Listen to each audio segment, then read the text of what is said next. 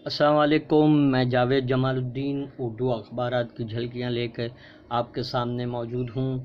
آج ممبئی سے آج بروز بدھ 26 ستمبر 2018 کو ممبئی سے شائع ہونے والے تمام اردو اخبارات، ممبئی اردو نیوز، اردو ٹائمز، روزنامہ انقلاب، روزنامہ صحافت، روزنامہ ہندوستان، روزنامہ ہم آپ، سبھی نے صفحہ اول اور 3 طلاق کا جو مرکزی حکومت کا آرڈیننس جاری کیا ہے اس کے خلاف سپریم کورٹ میں آج فیصلہ ہے، اور آدھار کارڈ آج سپریم کورٹ کی 3 سے 4 خبریں ہیں جو آدھار کارڈ کی حیثیت کے آئینی حیثیت پر سپریم کورٹ کا فیصلہ بھی آ جائے گا، اور جو چیف جسٹس رنجن گوگوئی کے تقرری پر بھی دائر کردہ ایک پٹیشن پر آج سپریم کورٹ میں سماعت ہوگی، جبکہ روزنامہ انقلاب نے رافیل تنازع پر کانگریس کا حملہ تیز کہا اسی بنا پر لوک پال کی تقرری نہیں کی گئی۔ راہل گاندھی نے کہا ہے کہ دیکھتے رہیے کیسے کھلتی ہے مودی کی بول۔ اور روزنامہ اردو ٹائمز نے ابھی تو آغاز ہے، آگے اور مزہ آئے گا، راہل گاندھی کی فضائیہ اور HLA کو انصاف دلانے کی یقین دہانی۔ اردو ٹائمز کی 2-3 کالم کی خبر ہے، مودی کا ڈریم پروجیکٹ بلٹ ٹرین کو جھٹکا، فنڈنگ کرنے والی کمپنی کی جانب سے سرمایہ روک دیا گیا۔ حکومت نے حالانکہ تردید کی ہے۔ ایک خبر جو ہے وہ میرٹھ سے ہے کہ مسلم لڑکے سے شادی کرنے والی ہندو لڑکی کی پولیس کے ہاتھوں پٹائی۔ مودی کا ایک بیان ہے بھوپال سے کہ ملک میں حلیف بنانے میں ناکام کانگریس کو اب بیرون ملک اتحادیوں کی تلاش۔ حاجیوں کے لیے بری خبر یہ ہے کہ انہیں اب 5,600 روپے مزید حج کمیٹی کو دینے ہوں گے، اور اس سلسلے میں اس وصولی کے لیے حج کمیٹی آف انڈیا نے انہیں خطوط روانہ کر دیے ہیں، کیونکہ روپے کی قدر میں کمی کا نتیجہ ہے۔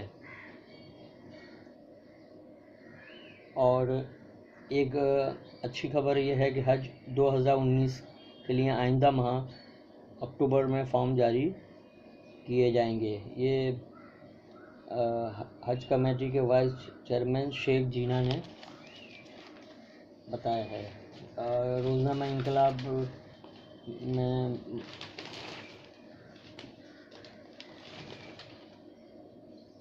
ادارتی صفحے پر اداریہ ہجوم تشدد اور اس کی نئی شکلیں، اور خاص مضمون جو ہے وہ نقطہ نظر ماننی چٹرجی، رافیل انکشافات، سوالات اور مودی حکومت۔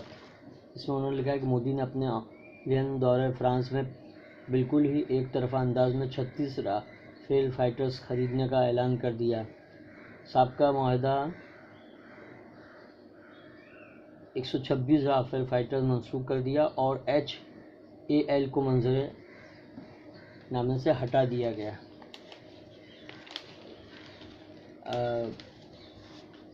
دلت رہنما اور بھارت بہوجن پارٹی کے پرکاش امبیڈکر کا کہنا ہے کہ کانگریس کے دور اقتدار میں ایک رافیل طیارے کی قیمت 526 کروڑ روپے کے قریب تھی۔ BJP حکومت نے وہ قیمت 1,600 کروڑ روپے کر دی۔ اتنی قیمت کیسے بڑھ گئی، یہ ایک سوال ہے۔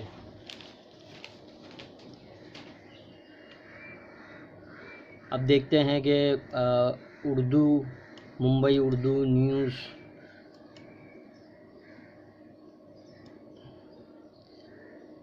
میں سپریم کورٹ سے بھی ایک خبر ہے کہ بابری مسجد مقدمے میں فیصلہ جمعہ کو سپریم کورٹ فیصلہ کرے گی کہ نماز کے لیے مسجد لازمی ہے یا نہیں۔ 40 گاؤں مہاراشٹر سے ایک خبر ہے کہ نوجوان عقیل خاٹک پر شر پسندوں کا جان لیوا حملہ، حالت انتہائی نازک، پولیس کی مشتبہ کارگزاری پر اٹھے سوال۔ تجزیہ خبر کے طور پہ ڈاکٹر سلیم خان کا ایک آرٹیکل صفحہ اول پر شائع کیا گیا کہ تریپورہ اور پنجاب کے انتخابات کا مشترکہ پیغام، پیٹرول 14 پیسے اور ڈیزل 11 پیسے، ہے۔ آج ہم ممبئی اردو نیوز کے ادارتی صفحے کا جائزہ لیں گے، جس میں قلمکاروں پر فلم بنانا بھی ایک چیلنج ہے۔ فیک نیوز اور ہماری شب و روز میں فرحان حنیف وارسی نے چھوٹے چھوٹے آرٹیکل لکھے ہیں۔ سید منصور آغا جو سینئر صحافی ہیں، ان کا آرٹیکل طلاق آرڈیننس، ہند پاک تلخی اور رافیل معاملہ۔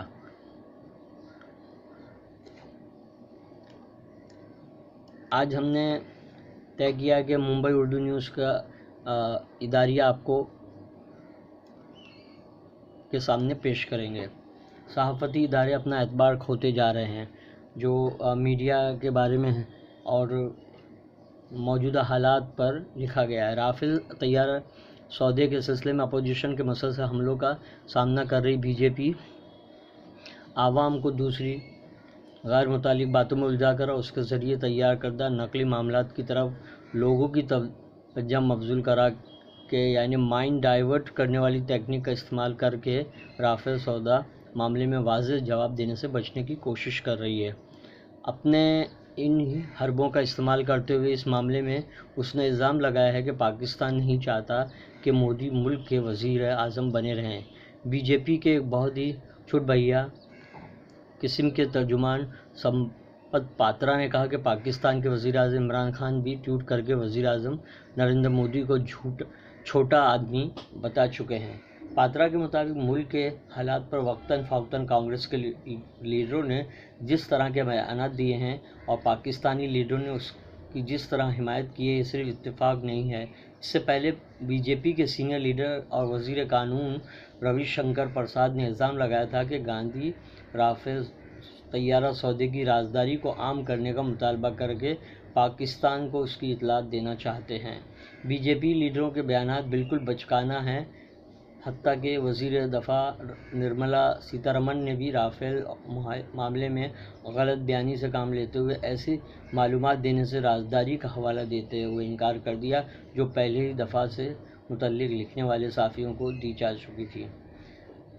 ادارے میں آگے اخبار کا کہنا ہے کہ مودی جی کے اس معاملے میں سابق وزیر دفاع اور گوا کے موجودہ وزیر اعلیٰ منوہر پاریکر کو غلط بیان پر مجبور ہونا پڑا۔ ممکن ہے رافیل معاملے میں بار بار جھوٹ بولنے کی مصیبت سے بچنے کے لیے انہوں نے وزارت دفاع کو چھوڑ کر گوا کے وزیر اعلیٰ کا عہدہ قبول کیا۔ فی الحال وہ شدید بیمار ہیں اور دہلی میں زیر علاج۔ اس سودے کے تعلق سے ایک اور وزیر ایم جے اکبر نے ٹائمز آف انڈیا میں مضمون لکھ کر مودی جی کی قلوق خلاصی کی کوشش کی تھی، اور وزیر مالیات ارون جیٹلی نے اپنے بلاگ میں غلط بیانی کر کے ایسے ہی ایک اور کوشش کی تھی، لیکن فرانس کے سابق صدر ہولندے کے بیان دینے اور اس پر قائم رہنے سے ان سبھی کے جھوٹ کا پردہ فاش ہو گیا ہے۔ بی جے پی کے ان لیڈروں کی دلیلیں کتنی بچکانی ہیں جو یہ کہہ رہے ہیں کہ پاکستان نہیں چاہتا کہ مودی وزیر اعظم کے طور پر اپنی میعاد پوری کرے۔ ارے بھیا، پاکستان کا جہاں تک سوال ہے وہ تو اندرا گاندھی اور دیگر وزراء اعظم کو بھی اپنے عہدے کی مدت پوری کرتے نہیں دیکھنا چاہتا تھا۔ اسی طرح اپوزیشن کے لیڈر کا یہ فرض ہے کہ وہ حکومت کی غلطیوں کو عوام کے سامنے لائیں اور اپنے حریف کی سرکار کو مشکل میں ڈالیں تاکہ اقتدار اسے مل سکے، اور یہ بالکل نارمل بات ہے۔ فورس توپوں کے سودے میں گڑبڑی کے لیے اپوزیشن نے راجیو گاندھی کی سرکار کو گھیرا تھا، جس کے نتیجے میں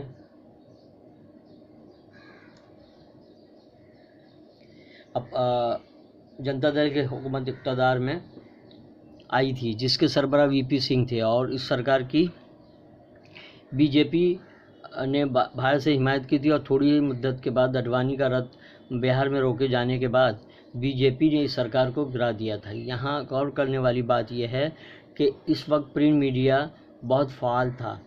بوفورس معاملے کی چھان بین کے لیے بڑے بڑے اخبارات نے اپنے تحقیقاتی انویسٹیگیٹو رپورٹرز کو وہاں بھیجا تھا۔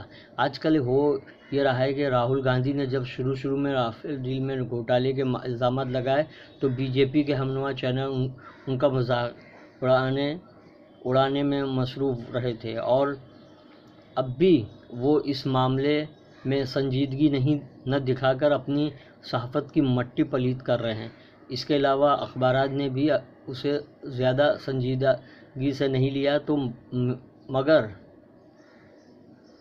فرانس کے سابق صدر کے بیان اور انل امبانی کی کمپنی ریلائنس ڈیفنس کے تعلق سے جو باتیں سامنے آ رہی ہیں، ان کی روشنی میں اخبارات نے تو اس تعلق سے تھوڑا بہت لکھنا شروع کر دیا ہے، مگر انہی اداروں کے نیوز چینل اب تک خاموش ہیں۔ لیکن نیوز چینلوں اور اخبارات دونوں ہی پر معاملے کی بڑے پیمانے پر چھانبین معاملے میں بحثی پوری طرح برقرار ہے کہ ان میں سے کسی نے بھی اپنے چھانبین کرنے والے رپورٹروں کو فرانس بھیج کر انویسٹیگیٹو رپورٹ حاصل کرنے کی اب تک کوئی کوشش نہیں کی ہے۔